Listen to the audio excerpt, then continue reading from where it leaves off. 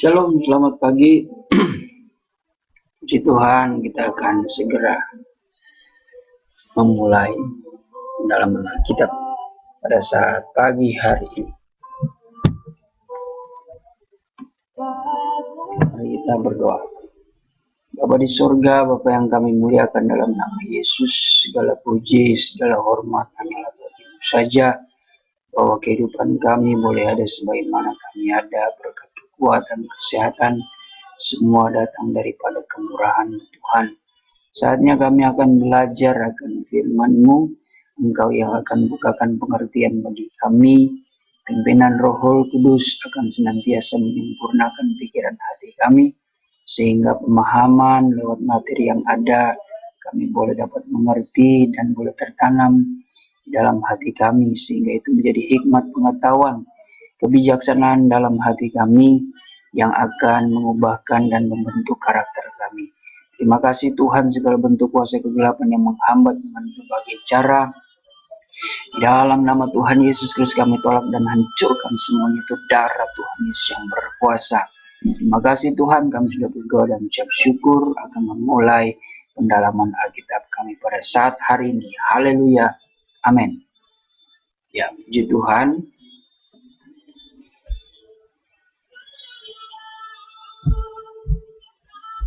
Saya akan membukakan materi-materi bagi saudara.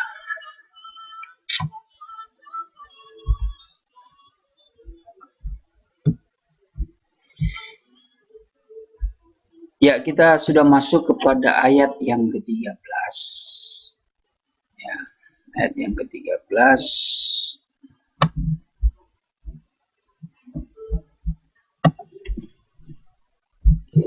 Kita sudah mencapai satu ayat lagi, akan mengakhiri pasal yang kedua ini ya. Ayat 13 dalam Sirah Sulaiman pasal 2. Pokok ara bermasakan buahnya, dan pokok anggur pun berbunga, dan semerbaklah baunya. Bangkitlah kiranya hai adinda yang amat elok, marilah keluar. Ya, sebelum saya masuk kepada materi selanjutnya, tentu kita yang sudah mengikuti sejak awal dari pendalaman Alkitab ini, tentu saudara sudah tidak asing lagi ya, jikalau kalimat-kalimat yang mengatakan buah atau bunga, ya, semerbak baunya, pokok atau pohonnya, itu semua mengandung pengertian rohani, yang tentu saudara sudah mengetahuinya ya. Bunga berbicara karunia, menggambarkan karunia ya. Bunga juga kemarin dalam ayat 12 dikatakan itu merujuk juga kepada jiwa-jiwa, artinya jiwa yang akan dibawa sampai kepada karunia. Karena di zaman gereja, jiwa-jiwa yang diperkenankan Tuhan menerima suatu kerajaan yang kekal adalah jiwa-jiwa yang sampai kepada tingkatan iman memiliki karunia. Nah, itu sebenarnya sama saja ya, saling berkaitan. Buah itu ya menunjukkan suatu gambaran bagaimana suatu pohon yang baik mengeluarkan buah yang baik. Itulah tuntutan bagi setiap orang-orang percaya, jiwa-jiwa yang sudah hidup di dalam kebenaran, maka praktek kehidupannya itulah buahnya. Ya, praktek kehidupannya tentu sesuai dengan benih yang sudah ditaburkan, yang sudah tertanam di tanah hatinya, dan dia akan bertumbuh menjadi pohon dan akan berbunga. Berbunga tentu sesuai dengan kebenaran, itulah berbicara roh kebenaran. Dan roh kebenaran itu yang menuntun dan memampukan kita untuk dapat mempraktekkan, merealisasikan, bahasa canggihnya memiliki implementasi ya dalam segala kehidupan kita ya, sesuai dengan hikmat marifat daripada Roh Kudus itu. Puji Tuhan, kita akan masuk dalam pengertiannya. Ayat 13 ini adalah kata-kata Sulaiman yang ditujukan kepada kekasihnya, yaitu Sulamit, dengan memakai kata adinda. Dalam ayat ini Sulaiman atau Salomo kembali mengajak Sulamit supaya bangkit dan keluar. Apa sebabnya ajakan ini disampaikan oleh Sulaiman kepada Sulamit dengan kata-kata marilah keluar? Ada dua hal ya, yang menjadi perhatian bagi kita, menjadi hal yang menarik. Yang pertama adalah pokok ara bermasakan buahnya. Yang kedua, pokok anggur berbunga dan semerbaklah baunya. Ya, kita akan lihat ini ya. Nah, mengenai hal yang pertama, yaitu pokok ara bermasakan buahnya. Pokok ara menunjukkan kepada gereja pengantin. Ya, gereja pengantin harus mengeluarkan buah-buah rohani. Ya, ini yang dimaksud dengan pokok ara yang bermasakan buahnya. Bermasakan buahnya ini kalau dalam salinan lama agak kurang kita pahami ya, karena bentuk kalimatnya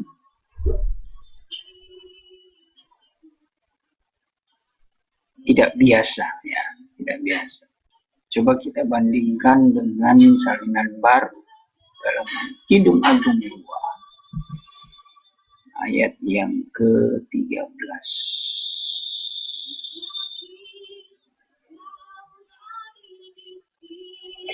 Ya, di situ dikatakan pohon ara mulai berbuah. Ya, artinya mungkin yang dimaksudkan di sini bermasakan ya, bukan bermasakan. Kalau bermasakan mungkin berbicara tentang waktu, masa. Tapi ternyata ini saya lupa menaruh huruf K lagi. Bermasakan, artinya buah yang sudah masak, sudah matang. Ya, seperti yang ditulis dalam salinan baru, pohon ara yang mulai berbuah. Nah, pokok ara menunjuk kepada gereja pengantin. Gereja pengantin harus mengeluarkan buah-buah rohani, yaitu buah pertobatan, Matius 3 ayat 8. Saya bacakan bagi saudara.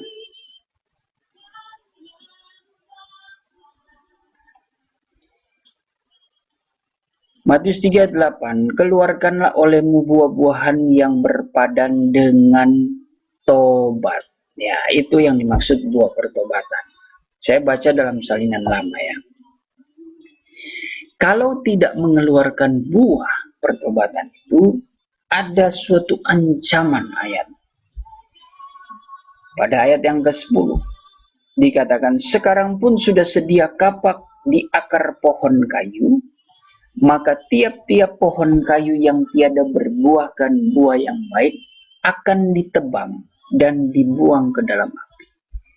Jadi kalau tidak berbuah maka pohon itu akan ditebang. Nah, akan ditebang. Jadi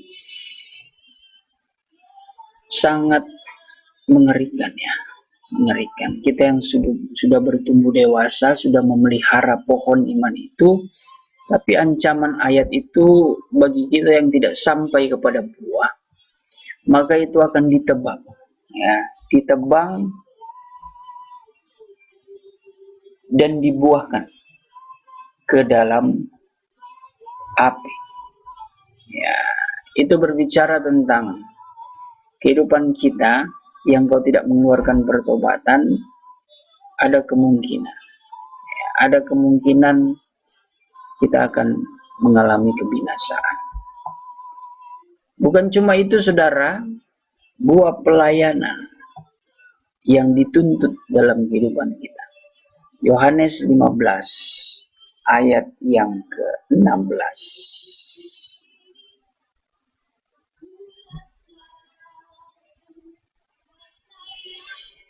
Bukannya kamu ini yang memilih aku, melainkan aku inilah yang memilih kamu, serta menetapkan kamu, supaya kamu ini pergi mengeluarkan buah. Dan buahmu itu kekal adanya, supaya barang apapun yang kamu pohonkan kepada Bapa dengan namaku, ia karuniakan kepada kamu. Maaf ya. Jadi ini tuntutan buah pelayanan. Bahwa Tuhanlah yang memilih kita dengan inisiatif kasih-Nya supaya kita dapat melayani pekerjaan-Nya.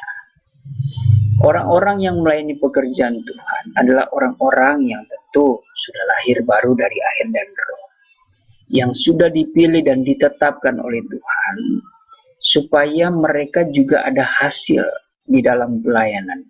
Hasil yang mereka kerjakan tentu adalah hasil yang disertai dengan atau yang ditunjukkan dengan adanya buah pelayanan.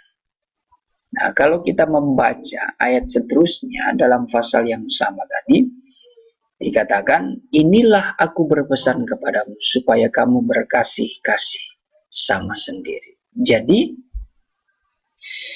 pesan daripada Tuhan supaya kita bisa mengeluarkan buah pelayanan yang baik, maka kita harus senantiasa hidup di dalam kasih dengan seorang akan yang lain, supaya pelayanan itu menghasilkan pelayanan yang murni, pelayanan yang berkenan di hadapan Tuhan dan juga di hadapan manusia, pelayanan yang mendatangkan damai dan sejahtera, pelayanan yang mendatangkan sukacita, pelayanan yang mendatangkan kemenangan akan jiwa-jiwa, datang kepada kebenaran.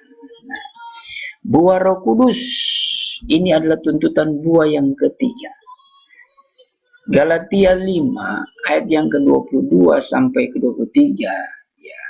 Di situ mengatakan begini. Ini sudah ayat hafalan bagi kita ya.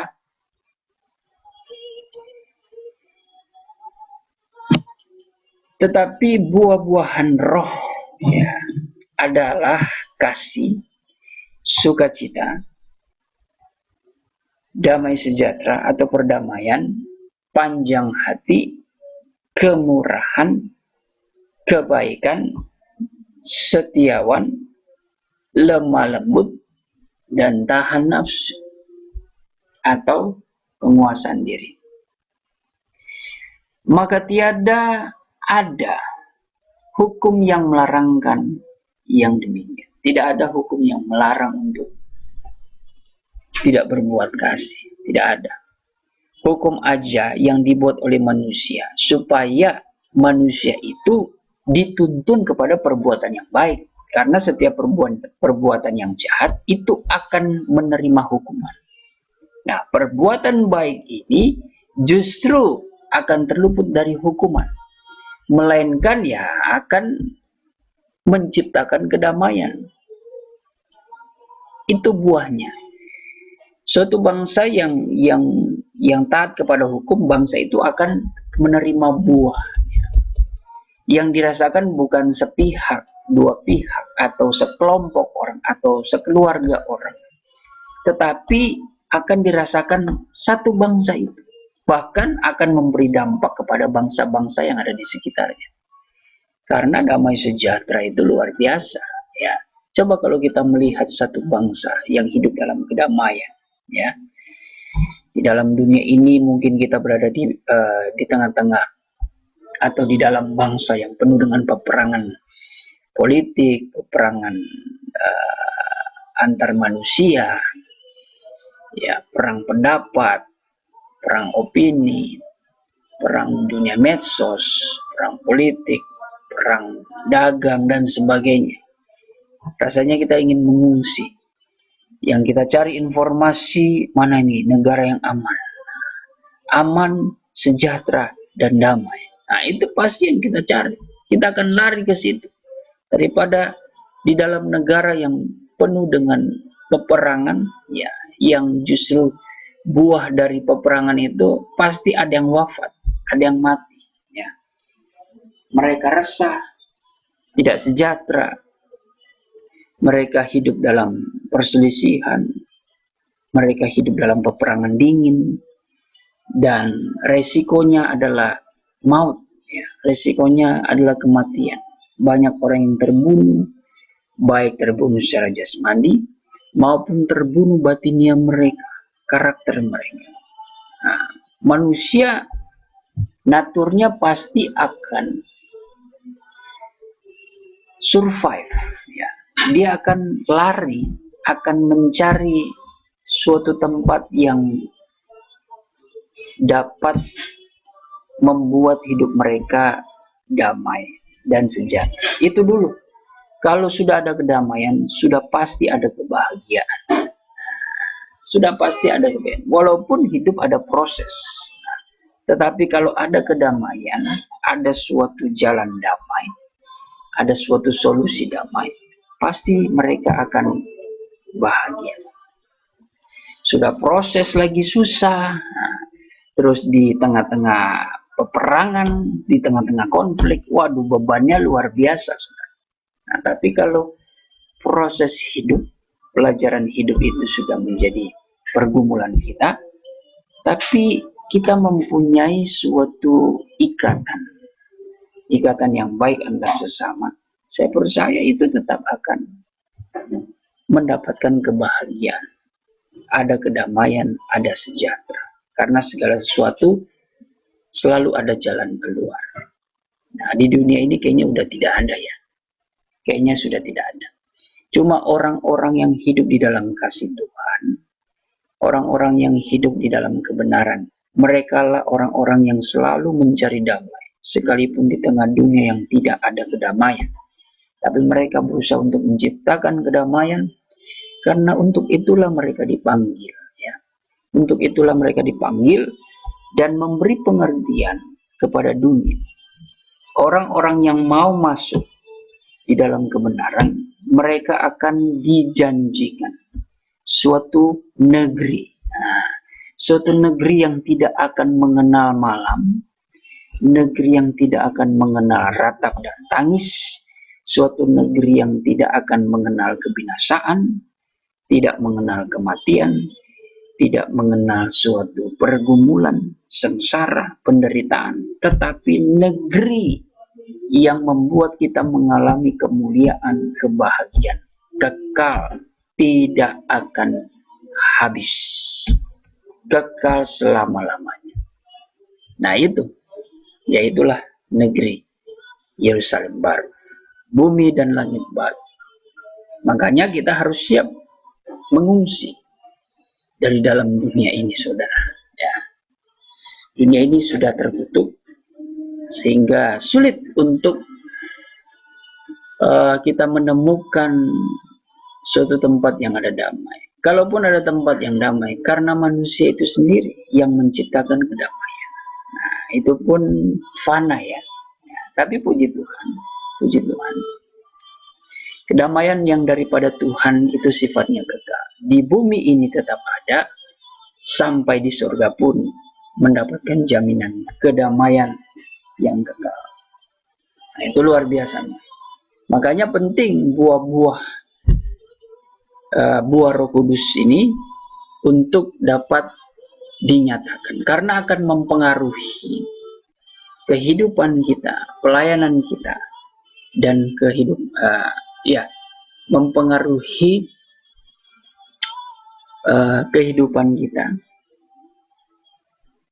yang menyangkut cara berpikir kita,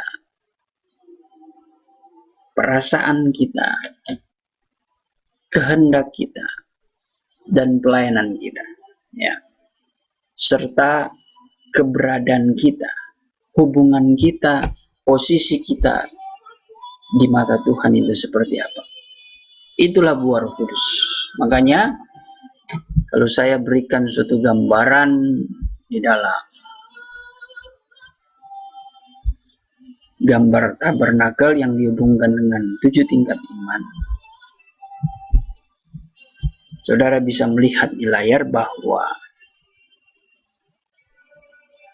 Buah yang dituntut adalah di tingkat ke-6. Nah, di sini.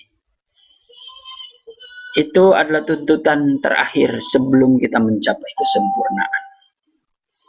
Ya, mencapai kesempurnaan dituntut suatu buah roh. Nah, buah roh inilah ya yang dimaksud tadi memiliki 3 buah. Pertama buah pertobatan, kedua buah pelayanan, dan ketiga buah Roh Kudus. Ya. Kita harus setia, karena kalau kita setia ya maka itu menjadi status kita, identitas kita menjadi gereja yang sempurna karena dia setia dan juga terpilih. Karena kita setia, maka kita layak menjadi orang-orang yang dipanggil, namun yang dipilih lagi. Dan kalau orang-orang yang sudah dipilih, tentu dia adalah pengantinnya Kristus. Sama seperti seorang pengantin laki-laki yang di antara ribuan bahkan berjutaan wanita, tentu hanya satu yang dia pilih. Hanya satu yang dia pilih untuk menjadi pendampingnya. Itulah gambaran gereja pengantin. Banyak gereja Tuhan, ya, banyak gereja Tuhan yang dipanggil oleh Tuhan. Orang-orang percaya yang dipanggil untuk menjadi gereja Tuhan. Ya. Tapi tampaknya hanya satu yang dipilih Tuhan menjadi gereja pengantinnya. Bukan berarti mereka yang tidak menjadi pengantin itu tidak mendapatkan keselamatan. Tidak. Tetapi gereja yang tidak pengantin adalah mereka hidup di perintah, ya, kekekalan dan hidup di perintah. Di kerajaan 1000 tahun damai, dalam kekekalan mereka tinggal di bumi dan langit baru sebagai pelepah korma, ya, memuji, memuliakan Tuhan, menyembah Tuhan. Kehidupan mereka ya seperti itu. Tetapi gereja yang dipilih untuk menjadi pengantin dalam kerajaan 1000 tahun damai, dia memerintah bahkan sampai kepada kekekalan. Mereka tinggal di dalam Yerusalem baru. Nah, namun perbedaan ini bukan berarti menjadi suatu secara esensi, bukan menjadi sesuatu hal yang yang dipersoalkan ya. Ya, intinya kita sama-sama di sorga. Nah, cuma tampaknya dengan firman Tuhan itu membuat suatu ukuran secara seadil-adilnya. Kenapa seadil-adilnya? Karena pergumulan manusia, kalau berbicara tentang pergumulan dan perjuangan manusia dalam dunia, Tuhan harus bertindak adil di dalam memberikan kekekalan. Ya, kekekalan itu sama, tapi soal posisi mungkin akan berbeda. Ya, sama seperti di dunia ini. Orang-orang yang dipercayakan menjadi pemimpin, presiden, sebagai raja, itu adalah orang-orang yang tentu sudah dipilih dari sekian banyak masyarakat yang ada, yang berkompeten, yang bekerja keras, yang berjuang, ya, yang dapat dipercaya, dan sebagainya, supaya dia menjadi pemimpin bagi masyarakat. Dan itu tidak ada masalah sebenarnya. Justru masyarakat yang melihat salah seorang yang memiliki kemampuan, ya, yang berkompeten untuk memimpin suatu negara, mereka sangat mendukung, mereka sangat bersukacita. Seperti bangsa Israel yang ketika belum ada raja, mereka menghendaki suatu raja, ya, supaya mereka rindu ada seseorang yang dapat memimpin mereka, membimbing mereka, bangsa mereka kepada kebahagiaan, kemakmuran, kesejahteraan, ya, keadilan dan sebagainya, supaya bangsa dalam keadaan aman, dalam keadaan dapat dibimbing dalam keadaan yang adil, ya, dan hidup di dalam kebenaran, hidup di dalam kedamaian dan sebagainya. Nah, begitu juga merupakan gambaran di dalam kekekalan nanti. Jadi seperti itu. Jadi firman Tuhan tetap adalah suatu ukuran yang seadil-adilnya. Tidak mungkin kan mereka yang seumur hidupnya berbuat dosa, tetapi di hari-hari terakhirnya, mungkin di tahun-tahun terakhirnya, dia mendedikasikan dirinya, dia bertobat, mendedikasikan dirinya untuk melayani Tuhan. Ketimbang orang yang dari awal dia mendedikasikan dirinya melayani Tuhan dengan bersungguh-sungguh, setia lagi, ya, setia. Seolah anggap saja ya seperti setia yang dilakukan orang yang di ujung hidupnya itu dia setia. Nah, itu yang dilakukan orang yang dari sejak dia mengenal firman Tuhan. Ya, sebut saja dari dia umur 15 tahun. Nah, di situ dia sudah mulai bersungguh-sungguh merasa dirinya terpanggil, bahkan sampai dia menjadi pemimpin rohani. Setia, memiliki suatu kadar setia yang luar biasa yang sama. Nah, cuma waktunya beda. Nah, apakah Tuhan melihat semuanya itu sama-sama mereka dimenangkan dalam kekekalan? Itu jaminan dasar, modal bagi mereka yang hidup percaya. Tetapi dalam kekekalan tidak ada suatu kelayakan menurut ukuran keadilan daripada Tuhan. Logikanya seperti itu. Tentu pasti ada suatu perbedaan. Makanya disiapkan ada bumi langit baru beserta dengan kota Yerusalem baru. Ya. Seperti Indonesia ini, ya, dengan berbagai macam pulau, tetapi ibu kotanya itu adalah Jakarta. Ya, saya dengar nanti akan dipindahkan ke Kalimantan, ya, tapi tidak tahu jadi atau tidak. Tapi sejauh ini ibu kotanya adalah Jakarta.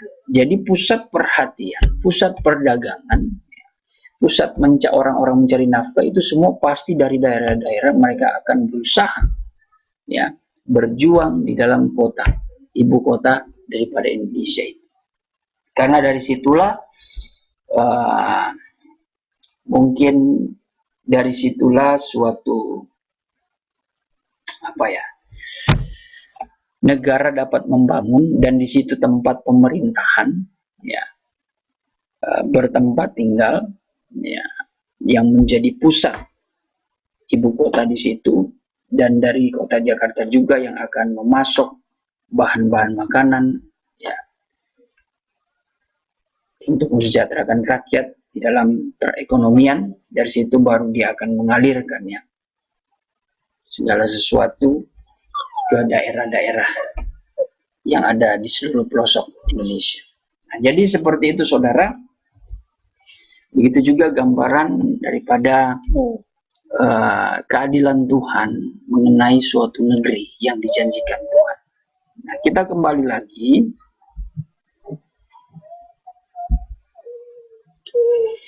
Jadi gereja pengantin harus memiliki buah, ya, harus mengeluarkan buah, itu tujuan terakhirnya. Gereja pengantin yang sudah dipanggil dan mengeluarkan buah-buah pertobatan harus pula mengeluarkan buah-buah pelayanan, yaitu bersaksi serta mengeluarkan buah-buah kudus. Nah, pentingnya kita harus menjadi saksi bagi bangsa-bangsa. Ketiga perkara ini harus diperhatikan pada gereja pengantin, sehingga apabila gereja pengantin mempraktekkan hal itu, diumpamakan dengan pokok ara yang bermasakan buahnya. Jadi kalau gereja pengantin mampu mengeluarkan buah-buah, maka inilah sesuai dengan kalimat pokok ara yang sudah masak, sudah matang buahnya, ya, yang sudah mulai matang buahnya, sehingga dia siap dikonsumsikan, ya. Itulah yang dituntut Tuhan bagi gerejanya, pohon yang akan berbuah, dan buah itu akan dikonsumsi oleh Tuhan. Gambarannya seperti itu. Artinya ketika dikonsumsi itu akan menyatu dalam tubuh Tuhan. Nah, itulah gambaran gereja yang berbuah, mengeluarkan buah, maka dia betul-betul bisa menyenangkan hati Tuhan.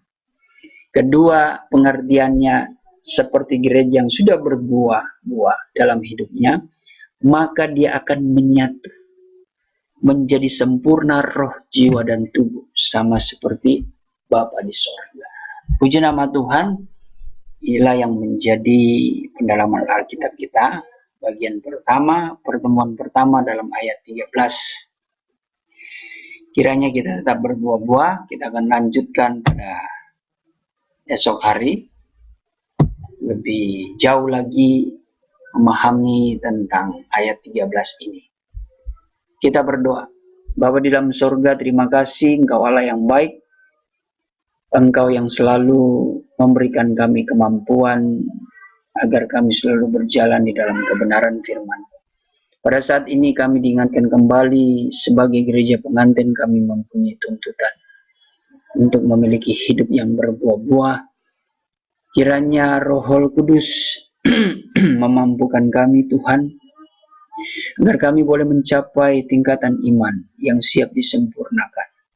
Lewat kabar pengantin ini, biarlah kami menjadi gereja pengantin yang dengan setia dapat melakukan setiap kehendak-Mu Tuhan. Kami percaya buah-buah roh yang kami lakukan itu memberi dampak bagi orang-orang di sekitar kami dan mendewasakan rohani kami, serta dapat menjadi saluran berkat bagi kehidupan orang-orang di luar sana. Terima kasih Bapa di sorga. Kami sudah berdoa dan mengakhiri pendalaman Alkitab kami pada saat hari ini. Mereka yang masih beraktivitas dan melanjutkan aktivitas, diberkati Tuhan, dipimpin oleh Roh Kudus, agar mereka juga akan mengalami kemenangan yang Engkau berikan, Engkau anugerahkan dalam setiap usaha dan pekerjaan mereka, bahkan di tengah-tengah pelayanan mereka. Terima kasih Tuhan, kami sudah berdoa dan mengucap syukur dalam nama Yesus yang menjadi Tuhan dan Juru Selamat kami. Kami berdoa, haleluya, amin. Puji Tuhan, sampai jumpa esok hari. Tetap sehat, tetap jaga kesehatan, jaga jarak, memakai masker, mencuci tangan, dan hiduplah di dalam kasih Tuhan. Tuhan Yesus memberkati, salam buat keluarga. Amin.